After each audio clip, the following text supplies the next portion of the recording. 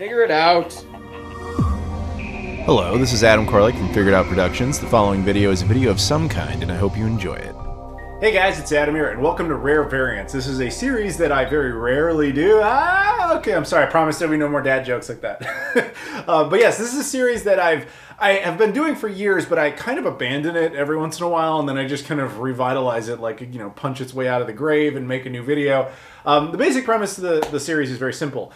There's a lot of video game consoles in the world that we all know and love, but a lot of them have these like oddball versions that come out with, you know, sometimes it's a strange thing where it's like, you know, it's got a Laserdisc player built into it or some bizarre thing like that, or it's just like a limited edition version of a console. Now, obviously, I don't have every single one of these ever made, but I do have a good chunk of them, and I have been wanting to kind of chip away and make videos about them one at a time. And that series even includes things like prototypes, like I did one on the Sega Pluto prototype, and you know, the Nintendo PlayStation prototype, which I now keep a little memorial thing up there for Terry Diebold, the guy who had found that, because he has since passed away. He was a good friend of mine. Anyway, so you can watch some of those videos throughout the series. And the first video I ever did in this series was on the Mountain Dew Edition original Xbox. So it's kind of nice coming around doing the original Xbox again. Now, the funny thing with the original Xbox is Microsoft has been kind of known for the consoles now with making like multiple versions. So they've, you know, they'll have the Xbox One, the Xbox One S, the Xbox One X, and they're like basically complete redesigns. The 360 had 3 designs. The Xbox Series X already has one, and it's got the Series S, which is technically different, but I'm betting there'll be more versions. But the original Xbox wasn't like that. Microsoft never changed the molding. They always used this exact design. The only thing they ever changed was internal, meaning like the disk drives were different companies. Or they changed certain aspects of the motherboard. Stuff you wouldn't really notice if you're just glancing at it. Stuff under the hood. But externally, the only thing they ever changed was the colors, more or less. So they had a bunch of limited editions that came out in various countries and in various ways. So that's like I said with the Mountain Dew Xbox, that's a special case where it's something that was done through some sort of oddball promotional measure. And in that case, there's like 800 to 1,000 of those ever produced. But there are some versions of the console that are so rare that you don't even include them because it's just like bizarre. Like there was an Atari edition. I think there was only like one of those ever made. And then there was like a 50-cent edition, like the rapper got his own. Like, you know what I'm saying? There were some bizarre ones, but those were never for sale. They were just like promotional things you could win potentially or whatever. So yeah, there are ones that were sold at retail, and some of those I have, and I figured it'd be kind of cool to include them. Now, the first on that list would be this one. This is the Canadian Blue Bell edition, and there's a lot to unpack with that. But that is the funny thing, though. In the U.S., we never got any of the special editions, really, except for the Halo transparent green one. All the rest of the oddball ones really never came out here unless they were, again, contest type of prizes. But funny enough, Canada got a bunch of them. And Canada wasn't the only place to get them. But yeah, we'll start with, obviously, this one. Now, funny thing is, I'm not going to say I forgot I had this because it's, you know, a cool thing in my collection, but I never really had a reason to revisit it until not long ago. I did a video about an HDMI adapter by Chimeric for the original Xbox, and I needed an Xbox just to have displayed during the video. And I just brought this out because I was like, oh, it's, you know, it's for the pretties. It's an Xbox, but it's not one that people usually see, so whatever. But I had a bunch of people in the video being like, dude, make a video about that, you know? And I was like, all right, I could do that. So here we are. Now, here's the basic history with this thing, and I want you to keep in mind that this is not a common version of the console, so there's not a ton of information out there. I've mostly pieced this together through fragments on the internet, or talking directly with people, or especially talking to a lot of Canadians who kind of remember when this happened. And as far as I can tell, this is basically the timeline of events. In early 2004, Microsoft was still trying really hard to get into the Japanese market. And so one of the things that actually was successful for them was Dead or Alive 3, which had done pretty well in Japan. It was about the only reason anybody bought an original Xbox over there. So they actually secured the rights to this, Dead or Alive Ultimate. This is basically a remake of 1 and 2 exclusively for the original Xbox. This was such a big deal in Japan, they actually designed an original Xbox that was blue and white, designed based on the character Kasumi. and they released that, and I believe it was March of 2004. Like, that's the version of the console they got just for this game because it was such a big event for them. And if you ever see that one, you'll know it is different from this one because A, it's Japanese, but B, it also actually says Dead or Alive Ultimate on it. And that was kind of the end of the story initially. Like, that they just made it that one design, that one way, and that was supposed to be it. Now, fast forward later into the year. About November of 2004, a very big event occurs with the original Xbox, the release of Halo 2. Granted, this is the limited collector's edition steelbook or whatever, but that game.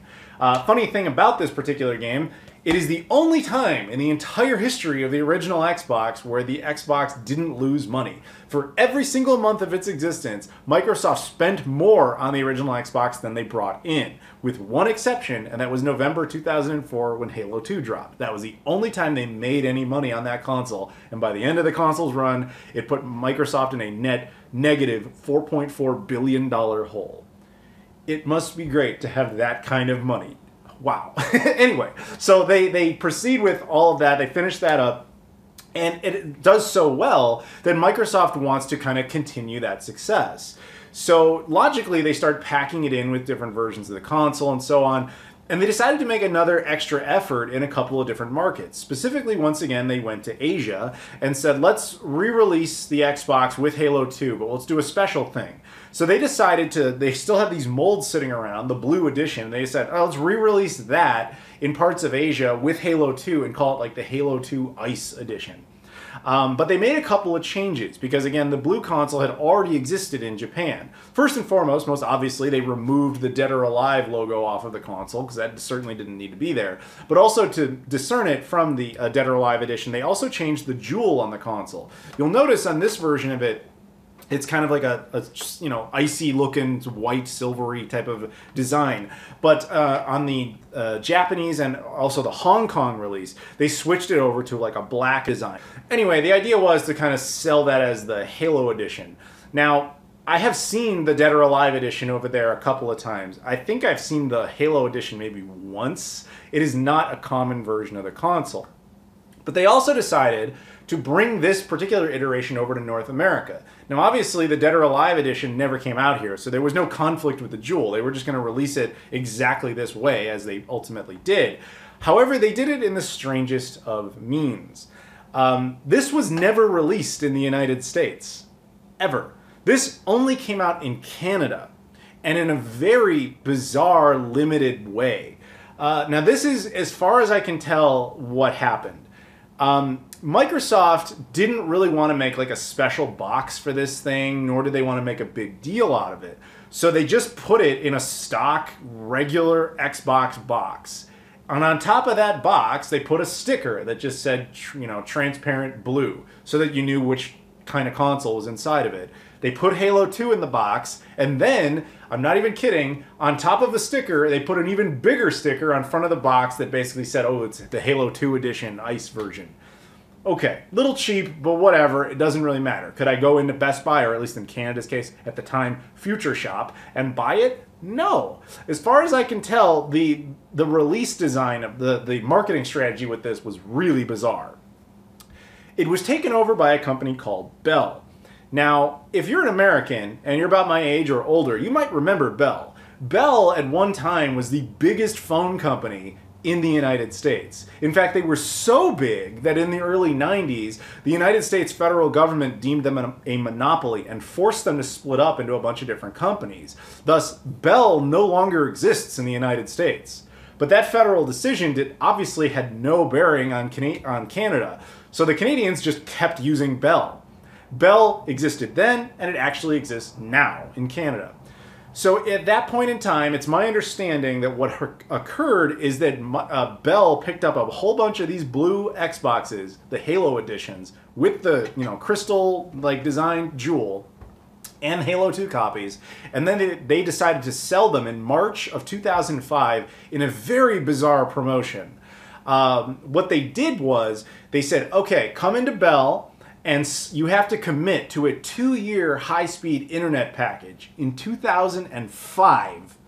And if you do that, you can also then have the option to buy our version, our exclusive version of the Xbox for $249 Canadian, which is probably about $200 US, on top of having to commit to that 2-year subscription.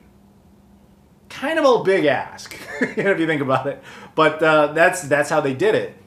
Now, after that, at some point, here seems to be what occurred. I don't think that promotion was particularly successful, and it kind of faded away. What seems to have occurred after that was that the unsold units, and granted they probably didn't make that many to begin with, were sent back to Microsoft. Microsoft then made some changes. They took that sticker off of the box that said anything about Halo 2, and they reopened them up, took all the copies of Halo 2 out, and replaced the games. They replaced it with Amped 2 and Topspin, not as separate copies, but as like a combo pack disc, like where both games were on one disc. They put that in the package and resealed it up. I assume they separately sold copies of Halo 2. I don't know what they did with them, but they resealed it up and then just put it back in the box. And this time they were just using that one sticker that had been on it that just said it was like a blue console. Then they sent those back to Bell. And as far as what I've discerned online is that at the very end of October through the first week of November, like literally for 1 week in Canada at Bell, you could buy this bundle of the Xbox, a blue edition that came with that combo disc, for $149 Canadian if you also committed yet again to a 2-year high-speed internet subscription. Once again, that's a pretty big ask because you're taking away Halo 2, which is a far superior game, in favor of 2 vastly inferior games, and you are knocking the price down $100 Canadian, which is again probably about $70 US. That's better, but still, the idea of how many people would have really sat down and been like, yep, that's going to happen, I'm doing that. That seems like, at best, an impulse buy situation. It doesn't seem like a whole lot of people would have done it. And, adding to that problem, I mean, as we take a look at the console, I don't dispute for a second that this is a beautiful looking console. It truly looks great. But you got to remember, once again, that timing. 1 weekend in November of 2005, we were only like 2.5 weeks away from the launch of the Xbox 360, the successor to this very machine. Who is committing to a 2-year internet package specifically for the original Xbox at that point? If they're enough of a gamer to care about this machine, odds are they know it's about to be replaced in 2 weeks. It just seems like a really, really strange decision on their part. Once I found out about this console, which would have been sometime maybe like 2010, 2012, somewhere in between there, I had used to go to Canada a lot. Like I would go there at least once a year, if not twice, to the Southern Ontario area. And for those who have never been, the Southern Ontario area actually has a really high concentration of video game stores. Or at least it did. I don't know what it's like now. I haven't been there in a couple of years just because there's reasons, obviously, including a certain pandemic. But, but because of all that, I haven't been there in a while, so I can't check up on this, but I used to go there all the time, and I was always looking for the blue Xbox. Like, I wanted this thing, but it's just unbelievably not common, because there just weren't that many of them ever sold or even produced in the first place. So randomly, in 2016, I was in Southern Ontario, Mississauga specifically, for about a month. I was just up there hanging out with friends, hanging with my girlfriend. She lives in Europe, and she came in, and we just spent like a month up in Southern Ontario. And there's a great video game store up there in Milton, Ontario called Toy Rat. I'm actually rocking the shirt right now that he's given me. And I just happened to be there, and he posted on like YouTube or Facebook or something. He had posted a new pickups video about, oh, here's the new stuff that came into the store. And I'm watching the video, and he has the blue Xbox. He's like, oh, this just came in. I was like, oh, dude, I gotta go tell the girlfriend. I'm like, I'm going to Toy Rat. She's like, yeah, go have fun, nerd. Have a good time. I drive out to Milton because I had actually driven up there, so I had my car. Went over there, went inside, and I was like, yeah, dude, where? Because I'd been at that store many times. And I was like, dude, where's the blue Xbox? And he's like, yeah, it's over there. So I go over and I check it out. I'm like, oh, because I really wanted this thing. Never seen it before. Every single video game store I'd ever been to, and if I asked about it, they no idea. Either didn't know what it was, or they definitely didn't have it. Never seen one before. And I was just like, dude, what's the deal? Because he's also a collector. So I was asking, like, are you keeping it? Are you selling it? What are you doing? He was like, I was kind of thinking about keeping it, but like, honestly, if you want it, I'll sell it to you. And I was like, really? He's like, yeah. So I was like, well, what do you want for it? Because he hadn't priced it. Nothing had happened. Like, I ran over there the same day he posted the video just to find out. He was like, you know what, dude? Honestly, for you, I'll sell it to you for what I paid for it, which was very reasonable. I mean, especially now, after about 5 years of having this thing, the prices on these things have gone way up. So he sold it to me at cost, and so that was very nice of him to do. So I got it, works great, no problems at all, and I have still, to this day, never seen another one of these in person. Anytime I've ever been up there, or anyone in anybody else's collection, I'm not saying nobody has it, because obviously there are people that do, you can find them online. They're just really not common at all. But yeah, it's a very good looking console if you like blue, obviously, but it is kind of interesting to know that the whole design is really just, it's not even blue. I mean, Bell obviously uses blue in their logo. That's probably they were partially attracted to the idea of a promotion, but it's kind of funny to think that the genesis of this is really Kasumi from Dead or Alive is the inspiration for the color scheme. Now the console, I don't have the original box, unfortunately, not that it's particularly exciting. It didn't really come with anything special other than its own unique controller.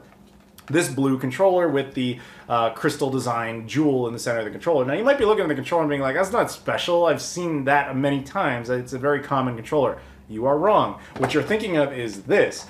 This is exactly the same color. No dispute. This was widely sold in Canada. It was widely sold in the US. There were even standard vanilla box bundles of the original Xbox that included this as a bonus controller. This version is easy to get. But the difference is the jewel. This one is black, the common one. The not common one has, like, obviously the same color scheme. So that's the most obvious way to tell the difference. Now here's something funny I did not know. In preparation for this video, I was looking around and somebody on the internet had mentioned this, and I was like, oh, that's worth telling you guys about. So full disclosure, I did not notice this. This is just, I'm repeating information I heard, but it's fascinating. Apparently, there's a bunch of people who try to pawn these off, the common ones, as the rare one, saying like, yeah, I don't have the console, but I have the super rare controller that goes with it. So, first of all, if you believe that on just the face of it, that's a mistake. But the obvious way, again, is the jewel. But what people will be like, they'll see a silver jewel sometimes, and they'll be like, oh, that's the rare one, I should buy it. Turns out what they're doing is they're taking pieces from another controller and putting it in here. See, as I mentioned before, there were a bunch of different color versions of this console, and one of them happens to be a crystal design, a clear one. This, again, came out in Canada as like a regular release. It also came up in Europe as a regular release, but we never got this version. I don't even own it. To this day, I still don't have one. I'd love to get it. I've just never found one for a price point I would be agreeable to. Regardless, oddly enough, I do have the controller for it. Now, if you look at the controller, you'll notice the jewel looks suspiciously similar to the Special Edition blue controller, right? So what people have been doing is kind of like cutting these out and putting them on the common blue controller and kind of letting people think like, yeah, that's the special controller. Yeah, that's what it is. Pay me a lot of money. When really, it's just common. Now, you might be like, well, how do you know you have the legit one? There's actually a very good way to tell if you compare the two. The thing is, if you compare these two particular jewels next to each other, you'll notice that on the legit one, the way it says Xbox is actually kind of an embossed, like, chrome look, and it pops a lot more. Whereas, ironically, on the thing called Crystal, it doesn't really look like crystal. It just looks like a flat gray. Hopefully, that's picking up on camera where you can see the two. But yeah, they do look different. I realize it requires more of a, I'm just going to say it, more of a, not a keen or trained eye, but having them next to each other is kind of obvious, but I guess without that, it would be harder to do with no basis for comparison. But if you are that guy out there who's like, yeah, I kind of want to pick up, I found just the controller, it's got the crystal, oh my god, I should totally get it, just be aware that it might be a fake. That's all. So just be aware of what to look for. But that said, finding one of these, I'm telling you, man, not easy. All the times I went up there, never ever saw anybody have it except Toy Rat the one time, and I bought it. So yeah, it's a very bizarre iteration of the Xbox, because I can't really tell why Microsoft would make it so hard to get one of these. You know, I get why they made it initially for Dead or Alive, totally on board. I also get why they would want to reissue it. You know, like why they would want to use that same molding again, or well, it's not even molding, the same color. You know, system the color scheme they came up with. I get why they'd want to do that too. What I don't understand is why they would make the release of it so bizarre. I can't imagine that Bell would just like paid like hand over fist to have the exclusive rights to some version of the Xbox, so much so that Microsoft decided to never even release it in the US. I just find that unlikely, but hey, maybe that happened. I don't really know. The problem is that kind of information is really not out there. as far as I could find. But if anybody knows, please tell me. I'd love to know that. But that's all we really know on this thing. So there you go. Once again, I'd love to, even though this happened 5 years ago, I even showed this in a video when I picked it up 5 years ago. Even though that happened all that long time ago, I'd love to thank Toy Rat again. Go check him out if you're ever in Southern Ontario, in the Milton area. He's got a great store. I've done a bunch of videos on that place, tours and stuff. Granted, they're largely out of date because he gets new inventory all the time, but I would say go check him out. Speaking of checking stuff out, if you could go into the description of this video and check me out on all the social media stuff, I'd appreciate that. Twitter, Instagram, Discord, Facebook, Patreon, all that stuff. Appreciate it. Like, comment, and subscribe. I appreciate that. It really helps with the algorithm because that's just how that stuff works. Participation, it's important. Anyway, thank you very much for watching, and I'll see you all later.